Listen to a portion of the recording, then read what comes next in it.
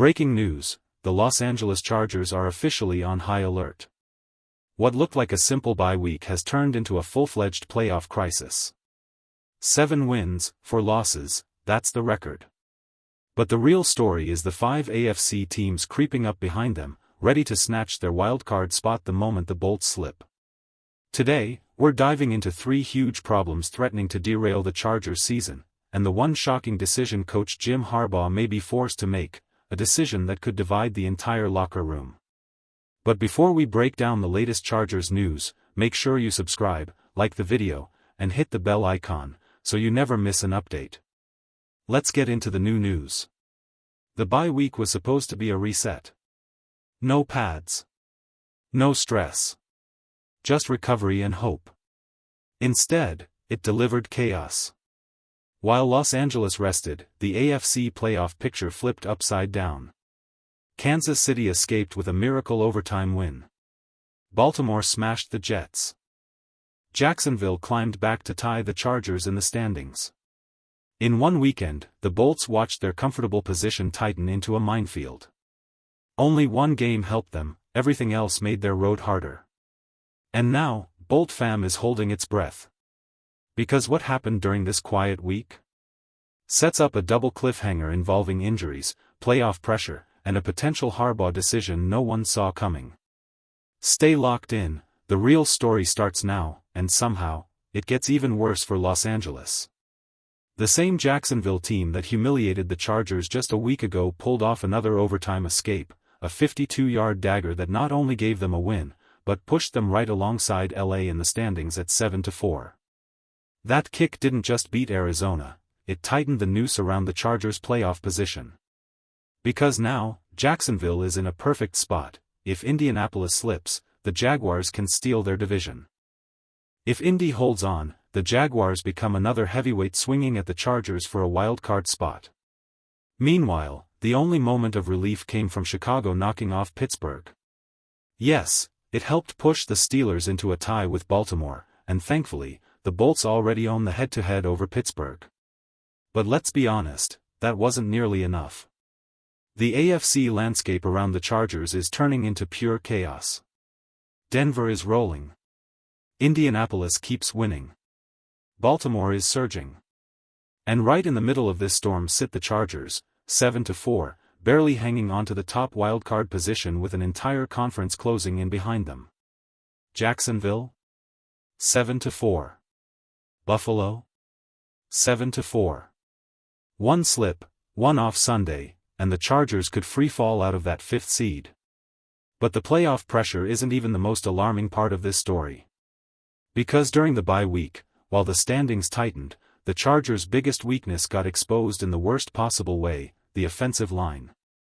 Not just struggling, not just inconsistent, but failing at a historic level.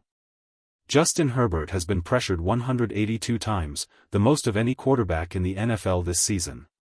He's taken 35 sacks, 3rd most in the league. This isn't a weakness, it's a liability threatening to break the entire season. And the craziest part? The solution has been on the roster from day one. Let's rewind. Rashawn Slater, the anchor of the left side, goes down in training camp with a torn patellar tendon. Season gone. Harbaugh shifts Joe Alt, the promising rookie, from right tackle to left tackle. Trey Pipkins steps into Alt's old spot. The result? Complete disaster. Then Alt himself injures the same ankle that already cost him games earlier this season.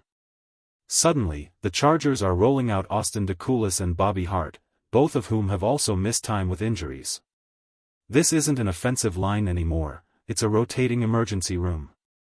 And if the Chargers don't fix it fast, everything they built this season could collapse. The Chargers didn't just reshuffle their offensive line, they gambled big at the deadline. They brought in Trevor Penning, a former first-round pick from New Orleans, hoping he would stabilize a collapsing unit. Instead, his debut was the opposite of stability. In his very first game wearing the Bolt, Penning allowed pressure on nearly 18% of Justin Herbert's dropbacks, the worst rate of any offensive lineman in the NFL that week. The Chargers didn't get a fix, they got exposed. And the problems don't stop on the edges. Inside, the numbers are even uglier. Bradley Bozeman sits at the bottom of every major grading metric for centers. Zion Johnson, expected to take a leap, ranks in the lower half of all guards. And the high-priced signing, Mekhi Becton, has slipped dangerously near the bottom of the league at his position. Harbaugh finally benched him against Jacksonville, and the replacement changed everything. Jamari Salyer stepped in and instantly became the most reliable lineman on the field. Highest overall grade. Highest pass-blocking grade. A rare bright spot in a unit that has struggled all season. And here's the wild part, this isn't new. Earlier in the year, Salyer filled in at left tackle and delivered elite production there too. Every time the Chargers call his number, he plays at a starter level. So the question becomes unavoidable, why isn't he starting? According to reporting from The Athletic, the cleanest solution is the simplest one: move Salyer to left tackle. Sit Trevor Penning. Protect your quarterback. It's not complicated. It's not flashy. It's just the most logical fix. But that's only half the adjustment the Chargers need. The second solution? Lean into heavier formations, something the numbers practically beg this team to do. When the Chargers use multiple tight ends, their offense becomes more stable, more efficient, and Herbert's protection dramatically improves. In fact, Los Angeles leads the entire league in offensive success rate when they feature multiple tight ends, yet they run those sets less than almost every other team. Meanwhile, Will Dissly and Tyler Conklin are two of the highest-graded blockers on the roster. With Oron Gadsden too growing into the primary receiving option at tight end, the Chargers have the perfect trio to keep defenses off Herbert.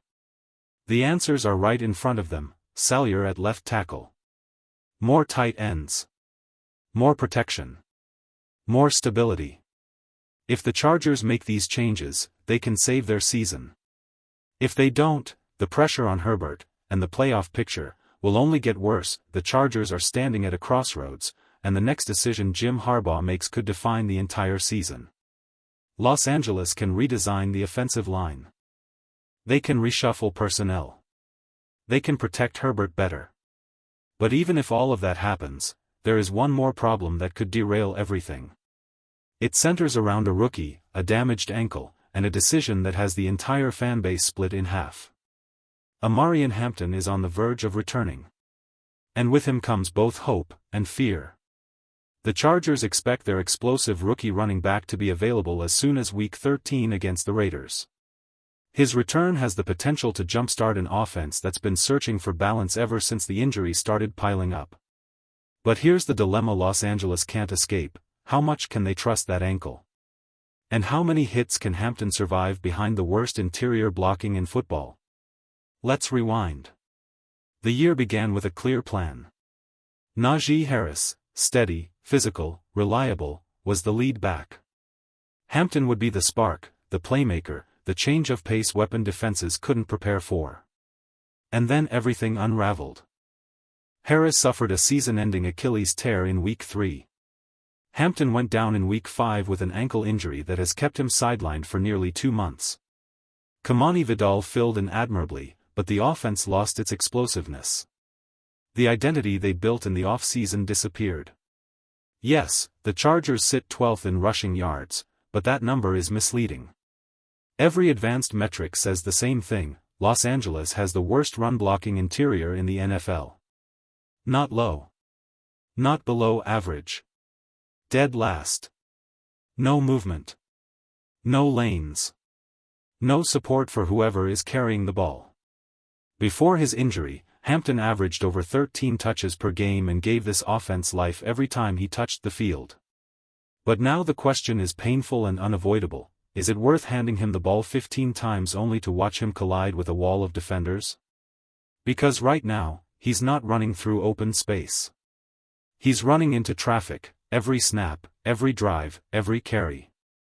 And if the Chargers mismanage this situation, they don't just risk a setback, they risk losing one of their most valuable young weapons at the exact moment they need him most. Every carry Amarian Hampton takes from this point forward comes with danger. One awkward step, one pile-up, one hit at the wrong angle, and that ankle could give out again. The Chargers sit at 7-4, holding onto a playoff spot with their fingertips. And that creates the worst possible scenario. They need Hampton to win. But they also need Hampton healthy to keep winning once they get there. It's a brutal balancing act. Some voices around the league say Los Angeles should ease him in, 8, maybe 10 touches, and focus on preserving him for the stretch run. Others argue that you don't draft a running back that high just to save him for the future.